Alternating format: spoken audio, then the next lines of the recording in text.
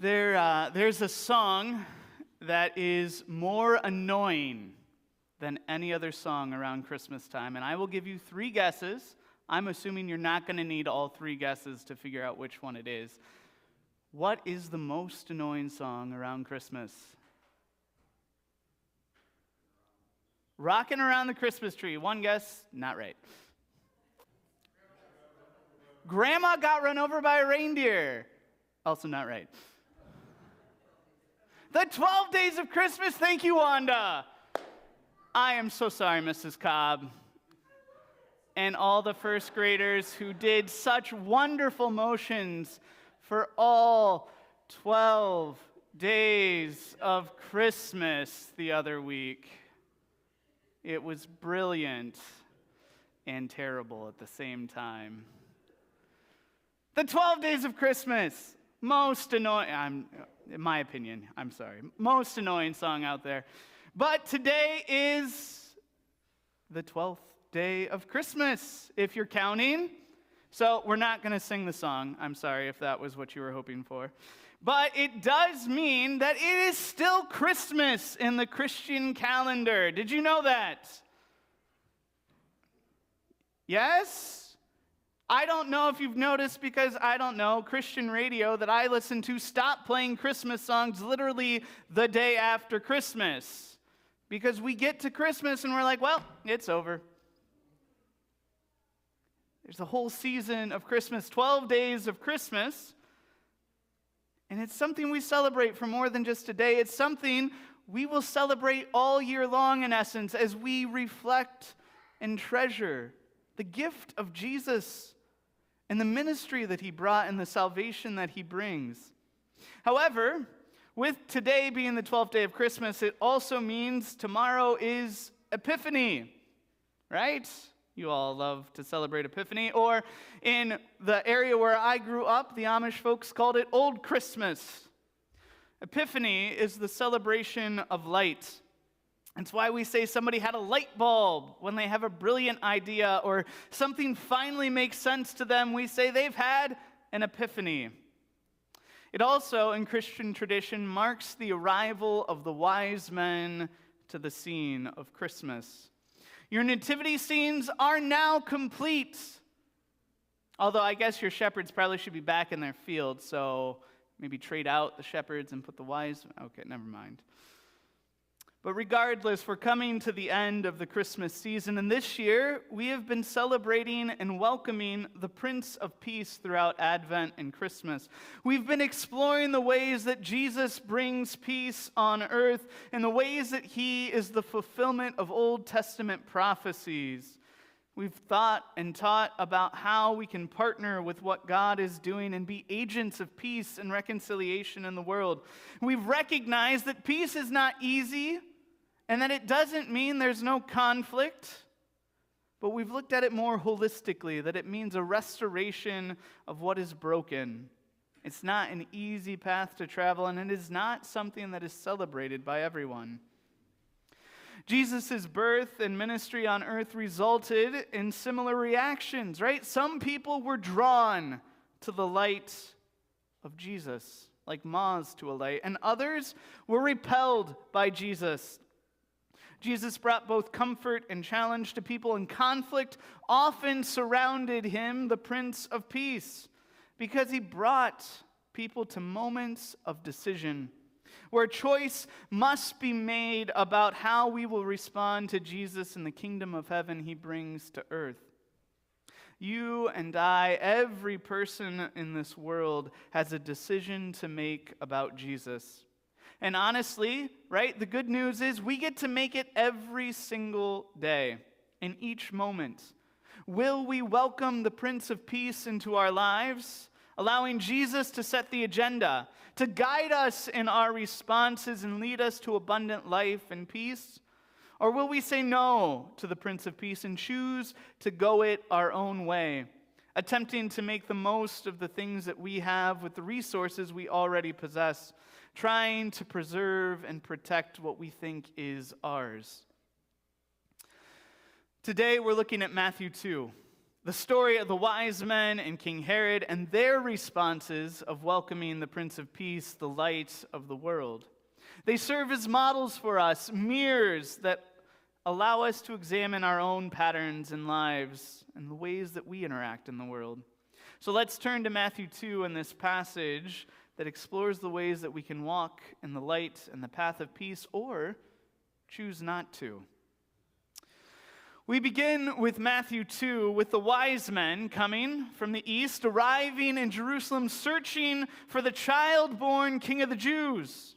These wise men are drawn to the light. They've come from quite a distance, and although it is just educated guesses at best as to where exactly these wise men or magi are from, most guesses would place their journey of around 4 to 6 months to make it to Bethlehem, following this star they saw when it rose.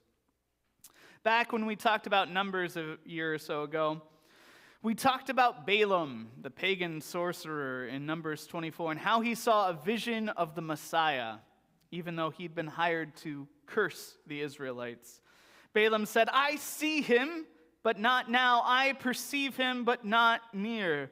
A star will come from Jacob, and a scepter will arise from Israel." The wise men have come because they have seen this star. They've come to worship the newborn king. And what better place to find a newborn king than in the royal capital of Jerusalem? Where else, after all, would you look for a new king than in the capital city where the kings live? So the wise men come, drawn to the light of the star shining for a newborn king, but Herod, oh, good old Herod, he is not drawn to the light. No, he hears that the wise men are in town seeking to find a new king, and he is deeply, deeply disturbed, paranoid by the threat of another ruler. And all of Jerusalem trembles with him, for as the leader goes, so go the people. King Herod consults the chief priests and the scribes to learn what he can about where the Messiah would be born. And they tell him that according to the prophet Micah, Bethlehem is to be the location of the Messiah's birth. It should be good news, right?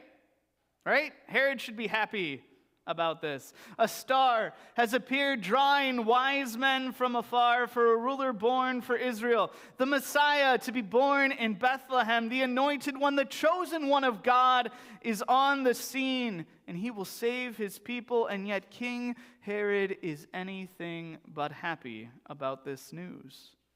Why, we might ask? Well, let's take a closer look at King Herod. Herod the Great, as you might know him, to distinguish from all the other King Herods that happened to rule around Jesus' life, right? King Herod is first and foremost a puppet king, a client king of Rome. He's placed in power by the Caesar of his day. He is not from the line of David. He is not even from the tribe of Judah. Ethnically, Herod isn't even Jewish by birth, but from the Edomites. He's a descendant of Esau, the twin brother of Jacob. He doesn't arrive at power as one born king of the Jews. No, Herod's only in power because of his political maneuvering, and honestly, because he was willing to kill or imprison anyone who got in his way. Any political threat. And that included his own wife, his own children. They would be thrown in prison or killed if he thought they were getting too big for their britches. Nobody really liked Herod. In fact, he had set a plot in motion right before he died. He could tell he was going down in health. And so he set a plot in motion to imprison a bunch of Jewish leaders. And the order was when he died, before anybody knew, all of the other Jewish leaders were to be killed so that people would be sad when Herod died. In other words, right, King Herod is a paranoid, manipulative, power-hungry puppet of Rome on the throne in Jerusalem who's willing to do anything to keep his power. He's a petty tyrant who rules over his part of the world with an iron fist. This This, dear friends, is the world in which Jesus is born. The Prince of Peace comes into this setting.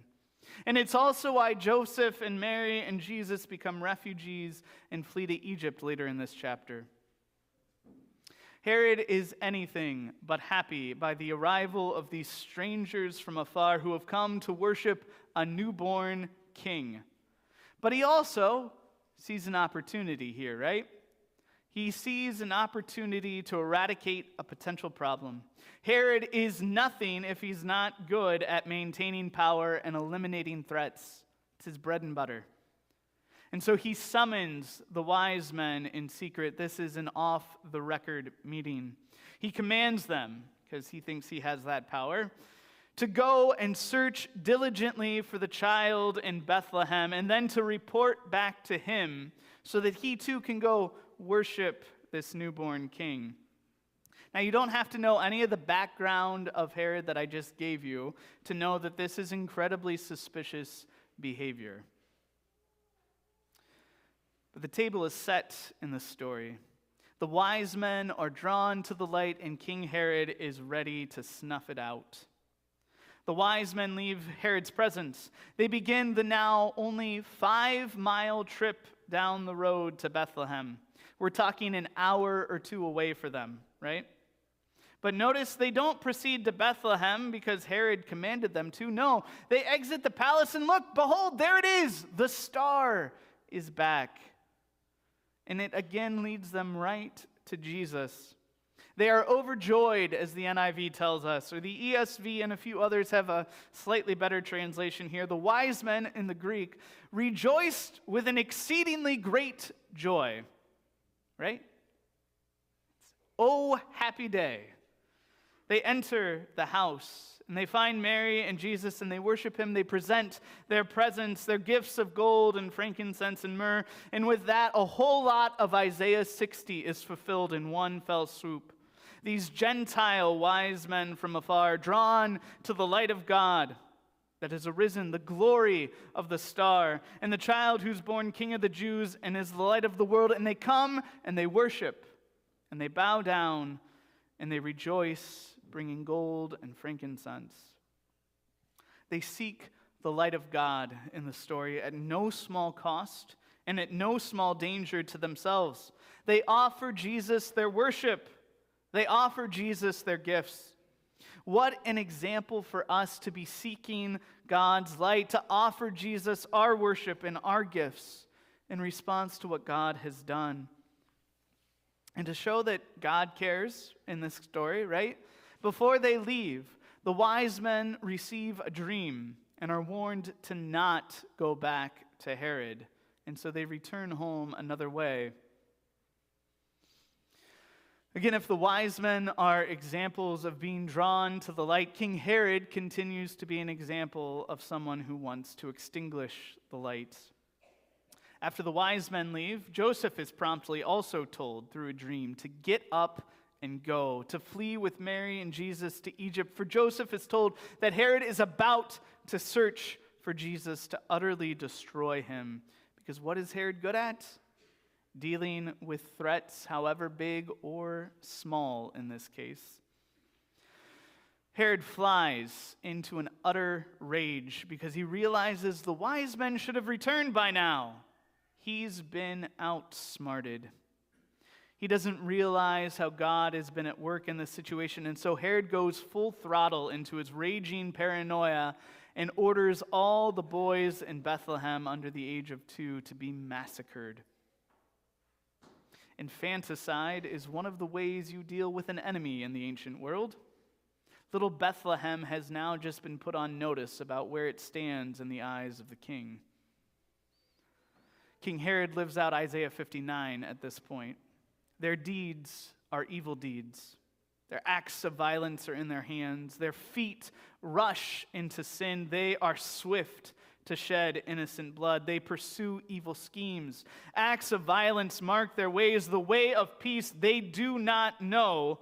There is no justice in their paths.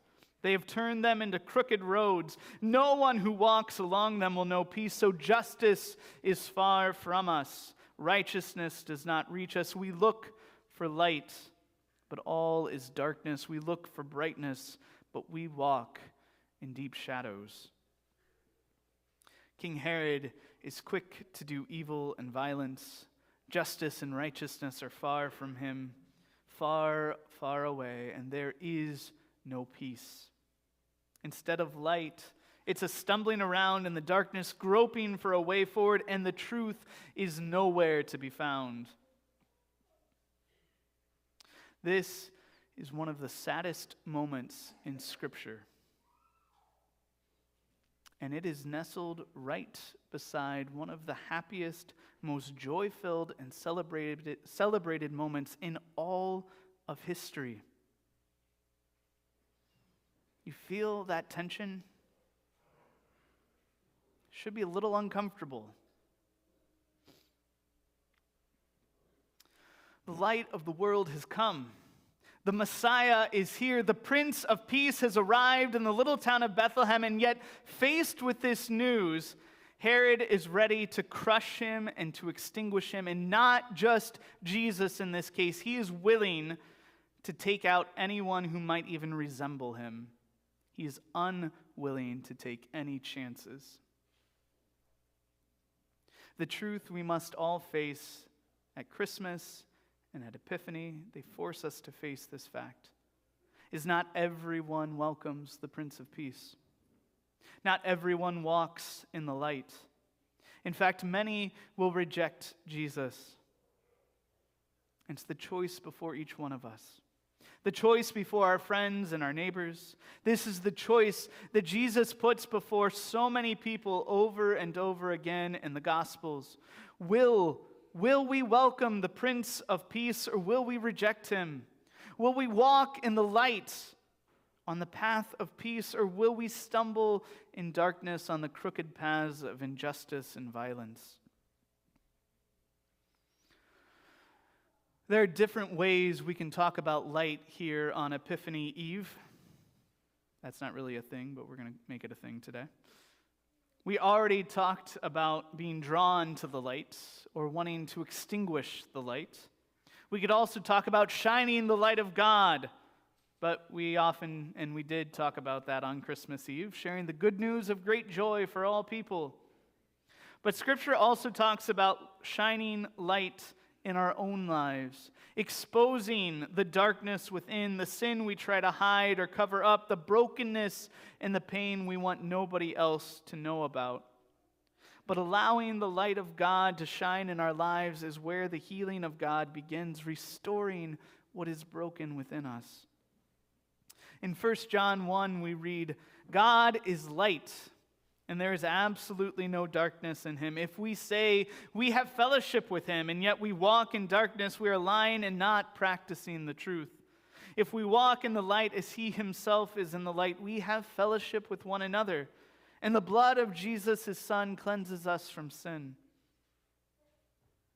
In the light is where we find community with one another, healing through the blood of Jesus, who takes away the sin of the world and the sin in our lives.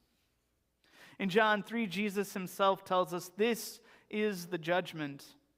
The light has come into the world, and people love darkness rather than the light because their deeds were evil. For everyone who does evil hates the light and avoids it so that his deeds may not be exposed. But anyone who lives by the truth comes to the light, so that his work may be shown to be accomplished by God. What do we do about Herod in this story? It's uncomfortable truth. Well, if we're honest with ourselves and with God and each other, we have to admit that there is a little bit of Herod in each one of us. We each have Herod-like tendencies. Moments where we reject the Prince of Peace and attempt to snuff out the light, or at least avoid it if possible. And when we do, it often leads to pain and loss, tragedy for ourselves or for others. What are the ways we are like Herod in this story? Desiring control and power, protecting and preserving what is ours at all costs. What are the ways we know best or think we know best and can handle things on our own without following the way of Jesus?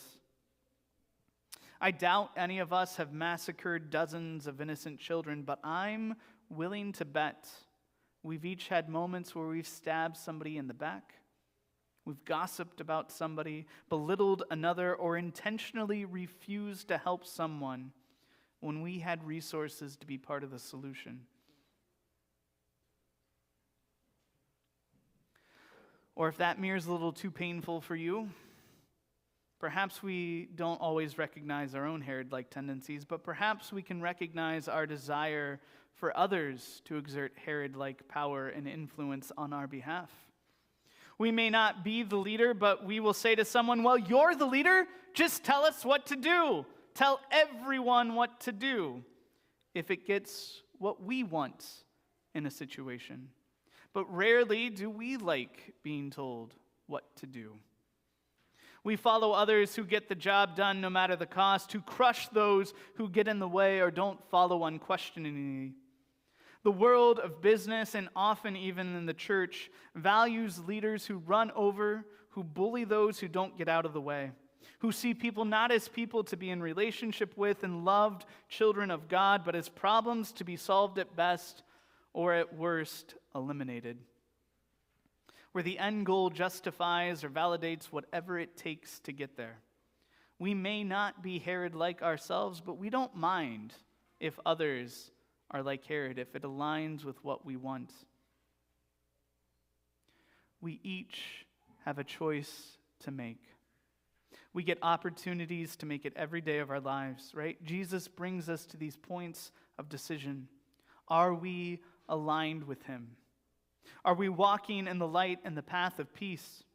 Jesus makes it abundantly clear that if anyone wants to follow after me, let him deny himself, take up his cross daily, and follow me. For whoever wants to save his life will lose it, but whoever loses his life because of me will save it. For what does it benefit someone to gain the whole world if they lose or forfeit their soul? Our desires for control and power are things that can keep us from seeking Jesus, from offering our gifts and our worship to him. We are not called to follow our hearts. We're not called to follow our own desires. We're called to follow Jesus, welcome the Prince of Peace in each moment of our lives. Welcoming the Prince of Peace doesn't mean, right, it should be clear too, that we will face no adversity or hardships in life. The wise men interact with a paranoid, power-hungry, murderous king who could have killed them just as easily as he slaughtered the innocents. They traveled great distances. They put their lives on hold and the work they were doing so that they could be drawn by the light with fine gifts that would have made them abundant targets on the road for bandits. Following Jesus is an invitation each day to lay down our hopes and dreams, to find ourselves in a story much bigger than we could have ever imagined in the first place, where we live by the principles and the ways of the King who came humbly to serve and to give himself for others. The story of Christmas is an invitation to join in this mission of God to restore what is broken, to heal what is hurting, and to offer our gifts and our worship to King Jesus, and to let the light of God shine in our hearts and in this world.